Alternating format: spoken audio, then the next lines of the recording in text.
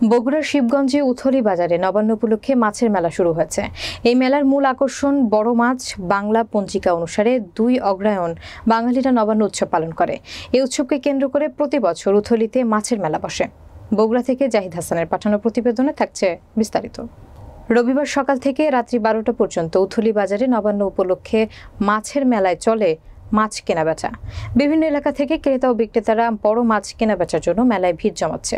মেলায় একদিনে কয়েক কোটি টাকার মাছ বিক্রি হবে জানিয়েছে আয়োজকরা।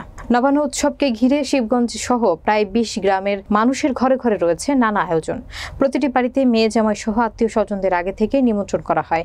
পরিবারের সবাইকে নিয়ে তারা নতুন ধানে নবান্ন উৎসবে মেতে ওঠেন। ভোর থেকে মেলায় বড় মাছ নিয়ে হাজির হয়েছেন ব্যবসায়ীরা। এছাড়াও বিভিন্ন ধরনের মিঠাই, মিষ্টির দোকান এবং ছোটদের খেলনা ও নাগরদোলা বসছে। এই দিনটিকে ঘিরে চলে নানা আয়োজন।